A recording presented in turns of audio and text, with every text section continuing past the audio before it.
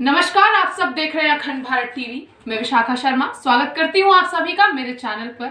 आइए देखते हैं इस वक्त की कुछ खास खबरें। इसमें पहली भूमिका है वो है नीतियाँ, पॉलिसी वो बने जो इसके आधार पर हमारा देश आत्मनिर्भर हो सके और एक विश्व की शक्ति बने, एक देश की बड़ी अर्थव्यवस्था बने। तो हमारे पास रिसोर्स क्या है, हम किस आधार पर एक विकसित भारत बनेंगे, किस आधार पर हम आत्मनिर्भर भारत बनेंगे। दुनिया में अलग अलग देशों की अलग अलग रिसोर्सेज हैं और सारी दुनिया के 800 करोड़ लोगों को जिस चीज़ की आवश्यकता है वो है शुद्ध हवा, शुद्ध पानी, शुद्ध भोजन। कितने भी किसी भी व्यक्ति के पास में कितनी बड़ी बड़ी बिल्डिंग हो, कितनी बड़ी बड़ी कारें हो, कितना भी धन हो, लेकिन यदि वो उसे सुखी जीवन जीना है, अच्छा जीवन जीना है, तो पहली आवश्यकता है शुद्ध हवा, दूसरा है शुद्ध पानी, तीसरा है शुद्ध भोजन। तो इन्हीं तीनों चीज़ों पर आज सारी दुनिया में संकट आ रहा है, भारत में भी संकट आ रहा है। इस सब का यदि दुनिया को कोई ज्ञान दे सकता है, दुनिया को कोई मॉडल दे सकता है, वो दे सकता है भारत का किसान। क्योंकि भारत का जो किसान है वो प्रकृति से जुड़ा हुआ है, जीवों से जुड़ा हुआ है, इस बायोडाइवर्सिटी जैव विविधता से जुड़ा हुआ है, धरती से जुड़ा हुआ है, पानी से जुड़ा हुआ है, पेड़ों से जुड़ा हुआ है। संसार का केवल एक ऐसा देश है भारत जहाँ धरती की पूजा होती है, पानी की पूजा होती है, नदियों की पूजा होती है, तालाबों की पूजा होती है, कुओं की पूजा होती है, पशुओं की पूजा होती है, गाय की पूजा होती है, वृक्षों की पूजा होती है। तो यानी जो जैव विविधता है, बायोडाइवर्सिटी, ये इसका सबसे ज़्यादा यदि किसी से जुड़ाव है तो भारत के गाँव के लोगों को और सारी दुनिया के लोगों को आज इसकी आवश्यकता है। अभी यदि अर्थव्यवस्था के रूप में देखें तो दुनिया की एक बड़ी जो अर्थव्यवस्था है वो है हथियार, वेपन्स। देश के दुनिया के कुछ ऐसे देश हैं जो हथियारों को बना के, आयुध सामग्री बना के वो अपनी अर्थव्यवस्था को और अपने देश की अर्थव्यवस्था को मजबूत किए। कुछ ऐसे हैं जो पेट्रोलियम के आधार पर हैं, जो कच्चे तेल को लेकर दुनिया में वो बेचने का काम कर रहे हैं। दुनिया का एक बड़ा मार्केट उनके पास में, तो दुनिया की एक बड़ी संपत्ति उनके पास आ रही है। तो उनकी जो अर्थव्यवस्था है उसका आधार है कच्चा तेल। दुनिया में कुछ ऐसे देश हैं जिनका आधार है ऑटोमोबाइल्स।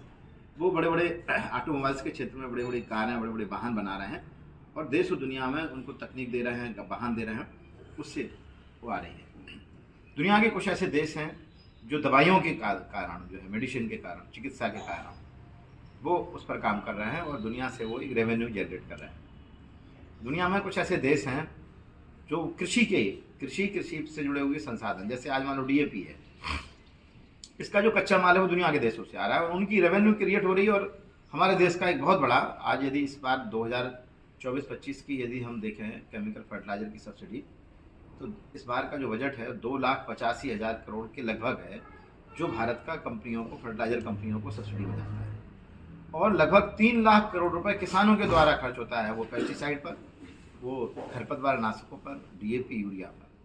एक जब DAP की यूरिया किसान खरीदता है तो उसको 1,350 रुपये की मिलती है, उस पर लगभग 2,700 रुपये सरकार की सब्सिडी है लगभग संभवतः। एक यूरिया की बोरी खरीदती है, किसान को 266 रुपये 50 पैसे ही मिलती है और लगभग 2,000 रुपये के आसपास सरकार की सब्सिडी किसानों के द्वारा वो खरीदता है तो कंपनियों पर जाती है। यानी सरकार का बहुत बड़ा धन खर्च हो रहा है, किसानों का खर्च हो रहा है। परिणाम स्वरूप धरती में केमिकल्स बढ़ रहे हैं, ऑर्गेनिक कार्बन कम हो रहा है, मिट्टी में पाए जाने वाले सूक्ष्म जीव खत्म हो रहे हैं, देसी केचुआ खत्म हो रहा है, उससे पैदा हुए अन्य फल सब्जियों से कैंसर बढ़ रहा है, किडनी डायबिटीज बढ़ रही है। और आने वाले समय में सबसे बड़ा जो संकट आने वाला है कि चिकित्सा का खर्चा तो बढ़ ही रहा है, अस्पतालों की संख्या बढ़ रही है, लेकिन आने वाला है कि आने वाले 25 सालों में इस देश के अंदर, दुनिया के अंदर एक बड़ी बीमारी आने वाली है, वो इनफर्टिलिटी। नपुंसकता के कारण शादी तो हो जाएगी बच्चों की, लेकिन बच्चे पैदा नहीं होंगे। तो ये जो सारी समस्या आ रही है, इस सबका समाधान है, चलें गांव की ओर, चलें गाय की ओर, चलें खेत की ओर, चलें प्रकृति की ओर। सौभाग्य से हमारे देश के माननीय यशस्वी प्रधानमंत्री और माननीय मुख्यमंत्री जी ने गौ आधारित प्राकृतिक खेती को बढ़ावा देने में का काम कर रहे हैं। माननीय प्रधानमंत्री जी ने अभी 1 करोड़ किसानों को गौ आधारित खेती करने के लिए पिछले थोड़े दिन पहले 2,481 करोड़ रुपये आवंटित किया है। उत्तर प्रदेश में लगभग 1.25 लाख करोड़ एकड़ हेक्टेयर में माननीय योगी आदित्यनाथ जी, माननीय मुख्यमंत्री जी के द्वारा गो आधारित प्राकृतिक खेती को सैचुरेट किया जा रहा है। मिलेट्स पर माननीय प्रधानमंत्री और उत्तर प्रदेश के माननीय मुख्यमंत्री जी योगी आदित्यनाथ जी का बहुत बड़ा जो विजन है वो मिलेट्स को लेकर चल रहा है। अब होगा क्या इससे, किसान उत्तर प्रदेश में जो अभी तक गौवंश की तस्करी होती थी, गौवंश पलायन होता था, मांस का व्यापार था, जो कत्लखानों में गाय जाती थी, वो बंद हो गई। और बंद ही नहीं हो रही है, बंद तो हो ही गई है, बल्कि माननीय मुख्यमंत्री जी ने 7000 स्थानों पर गौवंश के संरक्षण संवर्धन केंद्र के लिए स्थायी और अस्थायी गौ आश्रय स्थल स्थापित किए, जिसमें लगभग 12,35,000 गौवंश है। ग्रामीण क्षेत्रों में 50 रुपये एक गाय पर उनके भरण पोषण के लिए दिया जा रहा है। तो सरकार के द्वारा, जो संस्थाओं के द्वारा संचालित गौशाला है, उनको 30 रुपये दिया जा रहा है प्रतिदिन एक गाय पर। और जो है, जो नगर निगम या नोएडा अथॉरिटी या गाजियाबाद अथॉरिटी द्वारा चल रही है, तो 50 रुपये के अलावा कुछ पैसा उनकी ओर से भी जा रहा है। कल मैं नोएडा में था तो उन्होंने बताया 68 रुपये एक गाय पर खाने पर सरकार के द्वारा व्यय हो रहा है। तो लेकिन उससे होना क्या है? उससे होना है कि गौवंश अब किसानों के यहाँ जाए। प्रदेश में 2,78,00,000 किसान हैं, गौवंश की संख्या 2,05,00,000 है। यदि हर किसान एक गाय रखता है तो हमें 73 लाख गायों की और आवश्यकता होगी। तो अब आवश्यकता है कि किसान खेत पर हो, खेत पर गाय हो, उसका 5 लीटर गौमूत्र, 10 किलो गोबर, उससे गौ आधारित प्राकृतिक खेती हो, बायोगैस लगे। गैस के क्षेत्र में हम मीथेन प्रोडक्शन में भी हम बहुत आगे होंगे। अन्नदाता किसान बनेगा ऊर्जादाता, और उसका जो मैन्योर निकलेगा, जो गौमूत्र निकलेगा, वो खेतों में जाएगा। खेतों में जाएगा तो जब हमारे खेतों में ऑर्गेनिक कार्बन बढ़ेगा, कम पानी में खेती होगी, खेती की लागत कम होगी, तो आज जो किसान गांव छोड़ छोड़ के शहर की तरफ भाग रहा है वो रुकेगा, और शहर के लोग गांव की तरफ आएंगे।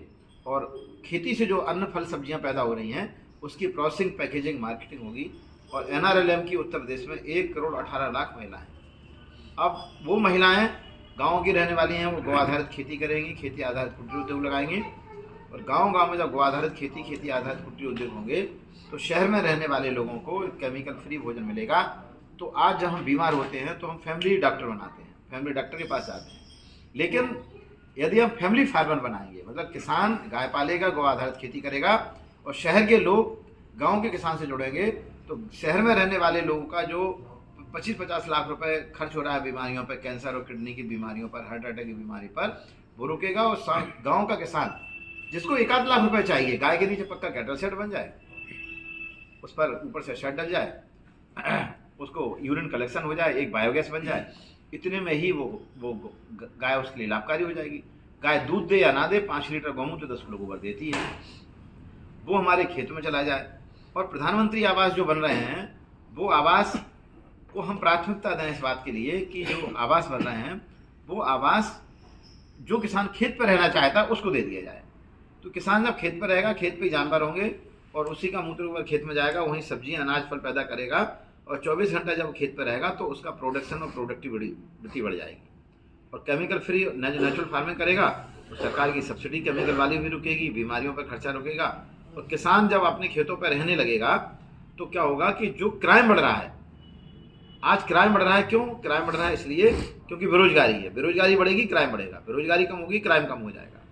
तो झांसी में हम लोगों ने एक ऐसा गांव का चयन किया है, पलीना गांव, जिस गांव में 371 परिवार हैं, उसमें से 250 परिवार खेतों पर रह रहे हैं, वो जानवर भी पाले हैं, बहुत अच्छा दुग्ध उत्पादन हो रहा है। उस गांव में हम लोग पक्का कैटल शेड, मूत्र इकट्ठा करने के लिए, और बायोगैस, अभी 7-8 लोगों का पक्का कैटल शेड बन गया है, मूत्र इकट्ठा होने लगा है। हम लोग उस गाँव में 250 किसानों का बायोगैस लगा रहे हैं। तो वो गैस निकलेगी, उससे खाना बनेगा, शिलरी निकली खेतों में चली जाएगी। और उस गांव में जो भी अन्न फल सब्जियां पैदा होंगी, वो झांसी के शहर के लोगों से हम लोग जोड़ रहे हैं। तो किसान के पास में 25-50 लाख रुपए चाहिए, तो वो आत्मनिर्भर हो जाएगा, गाय उसके लिए उपयोगी हो जाएगी। और किसान, शहर में रहने वाले लोगों को केमिकल फ्री भोजन मिलेगा, तो बड़ी बड़ी बीमारियों से रुकेगा। यानी किसान और उपभोक्ता, इन दोनों में आपस में हमें जो दूरियां हैं वो हमें कम करना है। इस आधार पर हमको आवश्यकता है पॉलिसी सरकार बना रही। अब आवश्यकता है कि हमारे पास ताकत हो, हमारी ताकत हो, जिसको हम क्या कह रहे हैं, ग्रुप बनाना या क्या बनाना, संगठन, समूह बनाना। और हमारी एक लॉबी बने, लॉबी हमारी लॉबी इस बात के लिए बने कि ये जो इस योजना को धरती पर उतार दें, प्रेशर ग्रुप।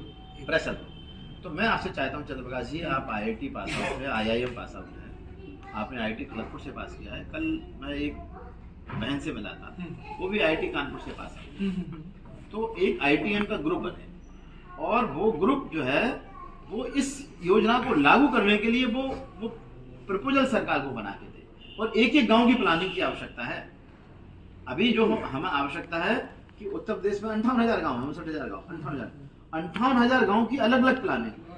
उस गांव का पैसा गांव में, गांव का पैसा शहर में नहीं, शहर का पैसा गांव में, गांव की ऊर्जा गांव में, गांव का खाद गांव में, गांव का कीट नियंत्रण गांव में, मल्टी लेयर नेचुरल फार्मिंग, खेती आधारित कुटीर उद्योग, और किसान और खेत को हम डिजिटल माध्यम से उसको जोड़ने का काम करें। आवश्यकता अब आपकी है कि आप जो है इसके लिए एक प्रेशर ग्रुप या क्रियान्वयन करने वाला ग्रुप, उसके लिए पॉलिसी, उसके लिए प्रपोजल, सरकार के विभिन्न विभागों को प्रपोजल जाए, एनआरएलएम के लिए अलग जाए, पक्का कटल सेट बायोगैस के लिए एनआरएलएम मनरेगा योजना के अंतर्गत जाए, और फिर जो है गोबर गौमूत्र पर इंडस्ट्रीज स्थापित हों, ऑर्गेनिक फूड पर इंडस्ट्रीज, तो एमएसएमई चाहिए। वन एवं पर्यावरण, क्योंकि जब किसान खेत पर रहेगा वो मल्टी लेयर फार्मिंग करेगा तो पेड़ पौधों से आच्छादित हो जाएगा, तो वन एवं पर्यावरण, पॉल्यूशन नहीं होगा तो वन एवं पर्यावरण का भी काम इसमें हो गया। अब इसमें क्या है कि जो जेल हैं उनमें गौशाला खुल जाए, जेल में रहने वाले कैदियों को केमिकल फ्री भोजन मिलेगा, और बायोगैस लगेगा तो उनको गैस भी मिल जाएगी। बायोगैस लगेगा तो पेड़ कम कटेंगे, एलपीजी पर खर्चा कम हो जाएगा। तो इसमें क्या होगा कि हमारा वन एवं पर्यावरण हो गया। अभी कोऑपरेटिव क्या कर रही है? कोऑपरेटिव का काम है डीएपी यूरिया को गांव-गांव में बिकवाना। अब जब गांव-गांव में बायोगैस लग जाएंगे और गांव-गांव में खाद बनेगा तो कोऑपरेटिव को ना कि गोबर गौमूत्र बिकेगी। यदि गोबर 5 रुपए किलो, गौमूत्र 10 रुपए लीटर, और गाय का दूध भैंस के दूध से 5 रुपए महंगा, यानी 70 रुपए गाय का भैंस का दूध जा रहा है, गाय का 75 रुपए बिकने लगे। अभी फैट के आधार पर 37 रुपए बिक रहा है। तो गाय का गुणवत्ता के आधार पर गाय का दूध भैंस के दूध से महंगा बिके, तो इसमें कोऑपरेटिव विभाग का बहुत बड़ा रोल है। फिर जेल के बाद हमने पुलिस वालों का, जब घर घर में लोगों को रोजगार होगा तो क्राइम कम हो जाएगा, क्राइम कम होगा तो पुलिस का टेंशन दूर हो जाएगा। तो इस तरह से हमारा हेल्थ का खर्चा कम हो जाएगा। तो स्वास्थ्य विभाग का बहुत बड़ा रोल है और आयुष का बहुत बड़ा रोल है। तो आज क्या होगा कि गांव की तरफ लोग, शहर के लोग आने वाले होंगे। तो ये जो शहर का जो प्रेशर होगा, आज दिल्ली में यहाँ तक कचरा फेंकने के लिए सोनीपत में जो है जमीन खरीदी गई कचरा को फेंकने के लिए, जब गाँव में होगा और कचरे से भी हम बनाएंगे तो ये काम हो जाएगा। बायोगैस घर घर में लगेंगे तो इसमें क्या हो जाएगा कि जो हमारा ministry of new and renewable energy, उसका काम हो जाएगा।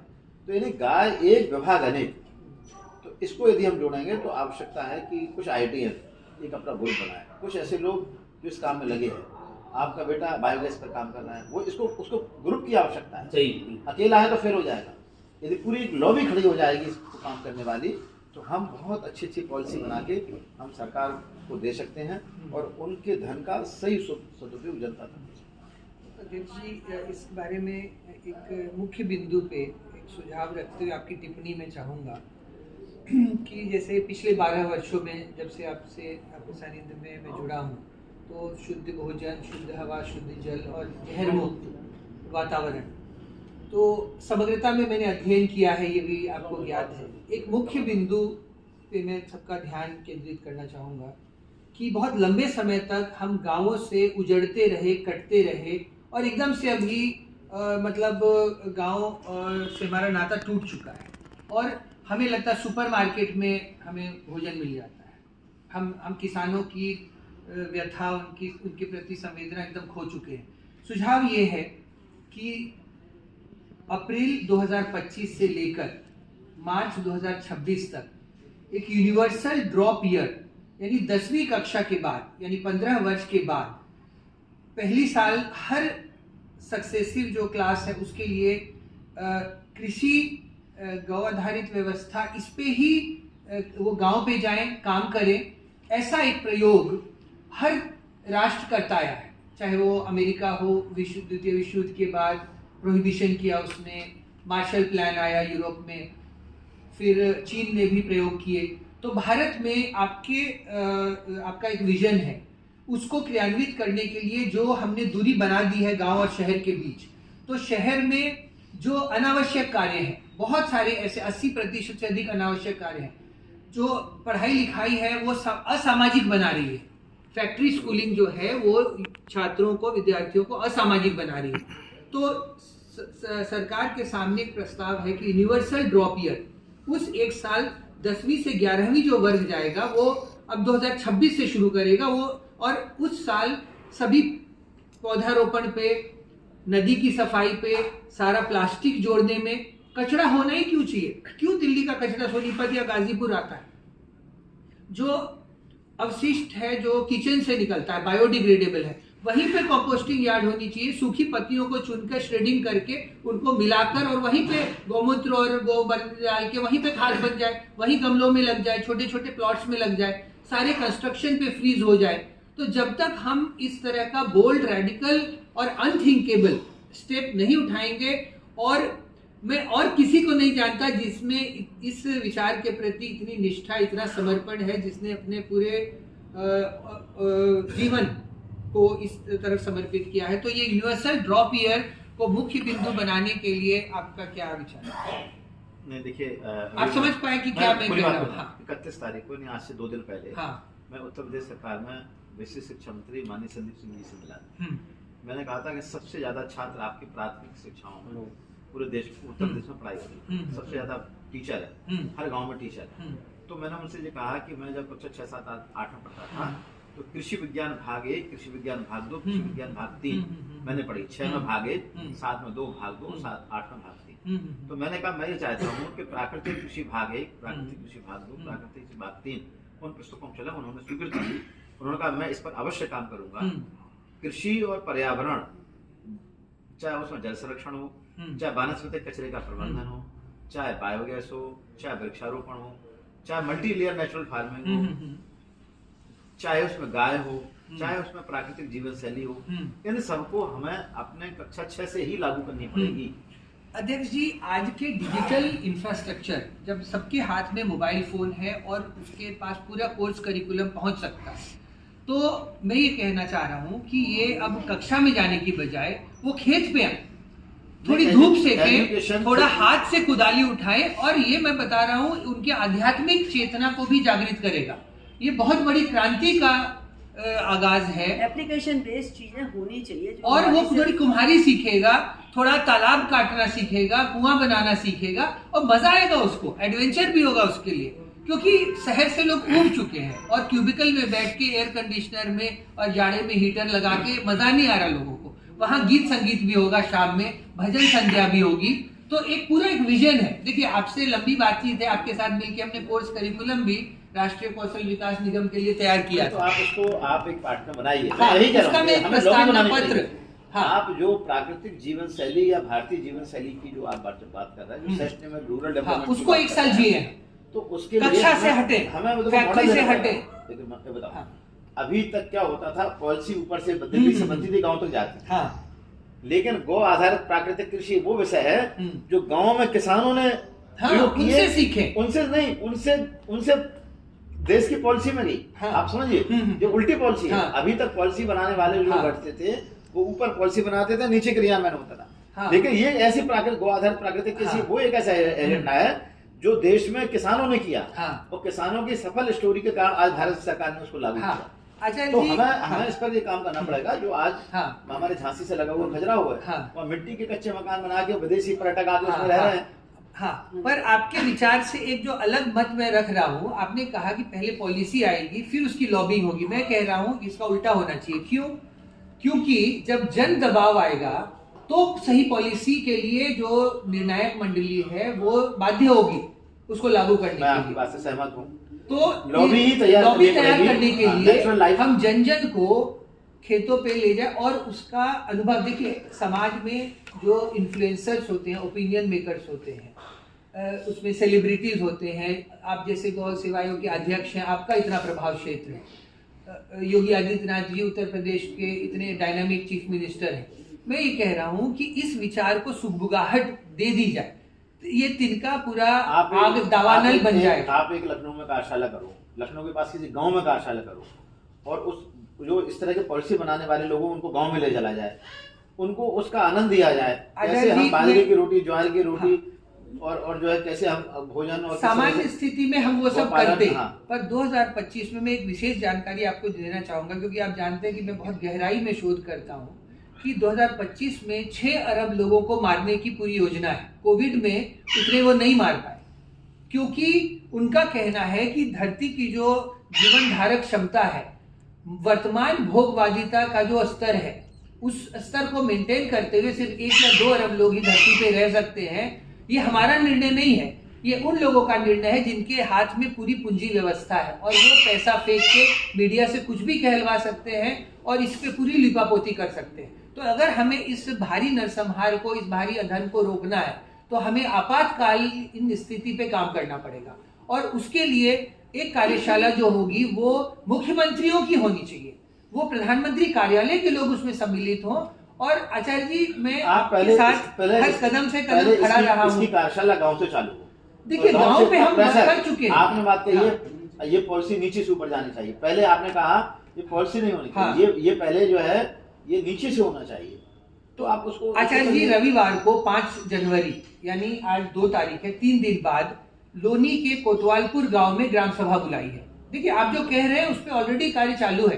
धर्मेंद्र कसाना वहां के ग्राम प्रधान है, सभा बुलाई है।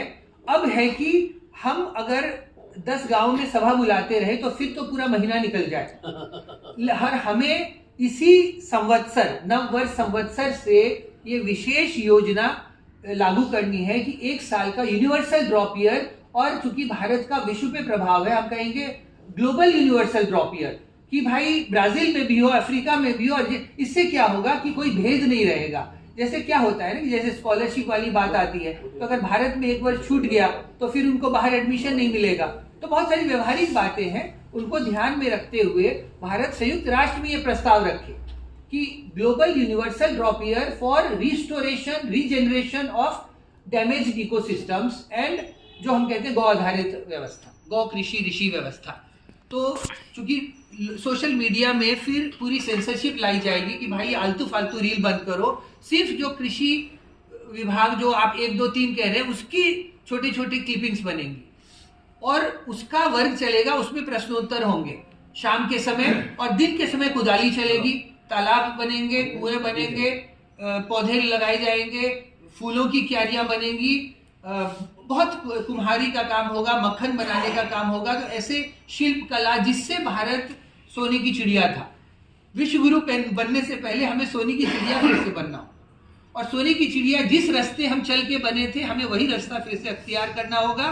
Digital infrastructure, drone technology, artificial intelligence सबका इस्तेमाल करेंगे, लेकिन डिजाइन हमारा हो। मैं इसमें कहूँगी इंडिया में नहीं हो रहा है। जो विषय रखा है या अपन जो चर्चा कर रहे हैं, इससे सोने की चिड़िया नहीं बनेगा, भारत सोने का शेर बनेगा। मैं इस पर एक कहना चाहूँगी, हमारे यहाँ नहीं हो रहा है, बाकी विदेशों में इस पर शोध भी हो रहे हैं और प्रैक्टिकली इम्प्लीमेंट भी हो रहा है। खेतों में स्टूडेंट जाते भी हैं खेतों में, और इस पर रिसर्च में इतना पैसा खर्च हो रहा है रिसर्च के लिए। हमारे यहाँ तो रिसर्च में पैसा नहीं खर्च होता, रिसर्च हो रही है कि कृषि भूमि को उपजाऊ और ज़्यादा कैसे बनाएं, या किस इस तरह से पाठ्यक्रम चल रहा है। जी 10 पाउंड दे के 1 घंटे जो शहर में IT वर्कर है वो गांव जाता है, 10 पाउंड पैसे देता है कि मैं कुदाली चला सकता हूँ, गायों पे हाथ फेर सकता हूँ। तो जो अप्रेंटिसशिप सिस्टम है स्विट्जरलैंड में, पूरे यूरोप में, अमेरिका में, भारत में गुरु शिष्य परंपरा को हमने कहीं ना कहीं दरकिनार कर दिया है, पिछड़ा बता। नहीं, मैं आपकी बात से सहमत हूँ और मुझे आप उसको लागू करिए, मैं आपका पूरा सहयोग करूंगा। मैं इसका एक प्रस्तावना पत्र पहले गौ सेवा आयोग को दूंगा, आप प्रधानमंत्री कार्यालय में सीधा भेजिए क्योंकि आपातकाल चल रहा है। दीजिए आप उसको, ठीक है? अब मुझे हाँ, बिल्कुल। तो एक चाय ले। ऐसी ही तमाम बड़ी खबरों के लिए बने रहिए अखंड भारत के साथ। हमारे चैनल को लाइक कीजिए, शेयर कीजिए, सब्सक्राइब कीजिए। धन्यवाद।